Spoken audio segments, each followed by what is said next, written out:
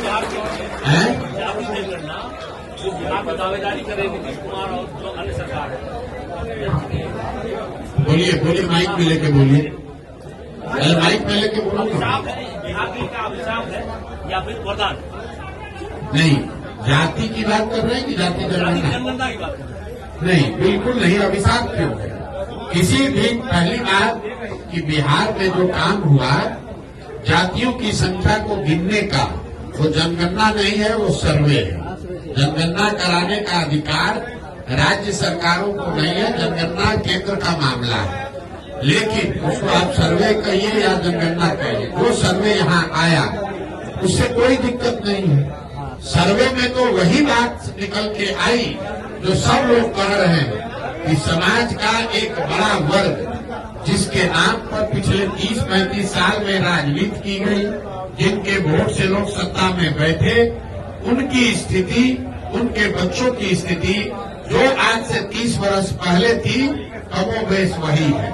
जातीय जनगणना सर्वे का जो राजनीतिक फायदा उठाने की लोग कोशिश कर रहे थे, पिछले 1 साल से हम कह रहे हैं इसका कोई राजनीतिक फायदा नहीं हो सकता है।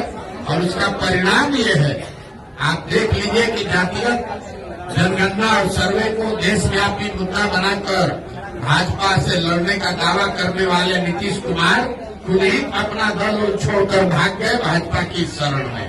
अगर जातिगत सर्वे का कोई चुनावी असर होता तो नीतीश कुमार छोड़कर भागते नहीं। तो ये सीधा दिखाता है, कोई भी सर्वे, कोई भी जनगणना अगर आप करते हैं, समाज के विभिन्न भागों के वर्गों की स्थिति के बारे में अगर सरकार को उसके बारे में बेहतर जानकारी होती है तो उसमें कोई नुकसान नहीं है।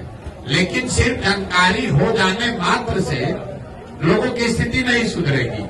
ये जनगणना का विषय नहीं है।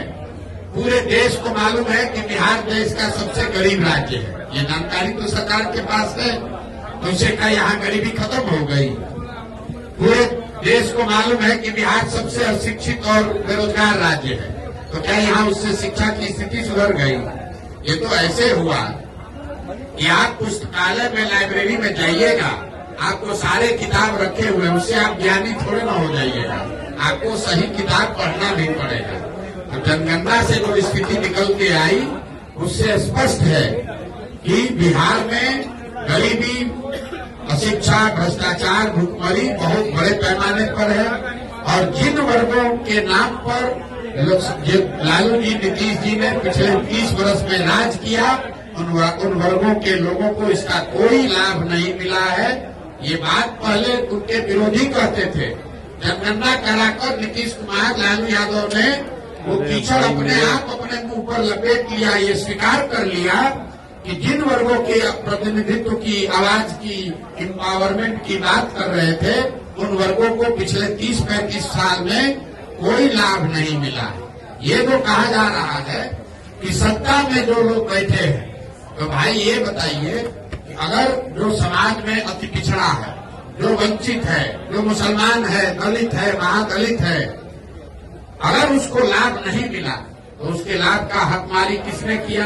जो लोग सत्ता में बैठे हैं उन्होंने तो किया। तो सत्ता में 32 साल से बैठा कौन है? लालू और नीतीश। तो अगर हकमारी हुई तो सबसे बड़ी हकमारी लालू और नीतीश ने की है। इनको किसने रोका है? आज अभी सरकार में थे लालू नीतीश, साथ में किसी अल्पसंख्यक को गृह मंत्री बना देते, उप मुख्यमंत्री बना देते।